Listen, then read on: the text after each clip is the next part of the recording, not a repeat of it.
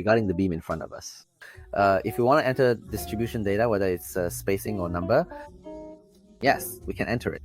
Of course, this is done through the distribution data property. We go in and immediately change the number of rebars or their spacing, and we can perform this operation. Of course, by selecting all our rebars, at that point, it tells me, for example, that you have selected 7 or whatever the number is. Then I change it for all of them because they all belong to the same category, even if the type of rebar is different. So right now we have standard, configuration, and 2 generic types. They all have the same distribution. When I select them, I can immediately enter the value for the number or the spacing as I want. And of course, this will be reflected in the label or in the BBS. There's another quick method we can use to enter distribution data, which is by using quick forms. So we have something called quick distribution.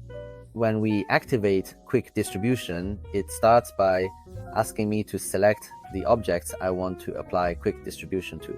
For example, I'll select these 2. It will immediately open a small form for me. This form shows me the number of objects I selected, which is 2. Yes. And for the spacing, how much do you want to enter? I'll tell it, for example, set it to 50. And for the number, how much do you want to enter? I'll tell it to set it to 5. Yes, I can enter the number directly. Or this is the direct mode. If I change this mode and set it to by width instead, I'll enter the width that I want. For example, I'll tell it I want it to be 1000. So it will take the 1000 divided by 50 and give me the number. Now I can either add 1 to that number or leave it as it is. This is what we can call the roundup plus 1, or we can just leave the number as it is. So it starts calculating my number based on the width I enter. There's another way to enter the width instead of entering my number directly, like 2000 or 500, for example. I can also enter that number by using a length. For example, I can press this button and it will ask me to specify the length I want to work with. So I might tell it, for example, distribute it for me starting from this length, and it will draw a line for me up to, say, that length. It takes that entire distance and tells me, this is your width. So for example, 5,500, and it applies the same calculation to get the number for me. So we can either enter our width directly as a number or take it from our drawing. Of course, all these values can ultimately be set as default, so they are saved for us.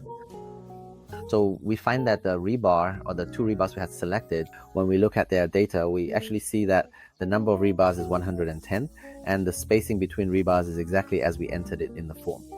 And if we open the form again, and for example, select this last rebar, it will start telling me that now you have selected only 1. And I'll find that it has set my preference, which is 50. And if I reset the selection, it would tell me to choose what I want again. So I might select these 3, for example. It would then tell me that I have now selected the 3. At that point, when I enter my value, for example 5, and set this one to 100, okay, I'll find that all 3 have become 5 and 100. And this way we can quickly enter any values for our distribution using the quick distribution form.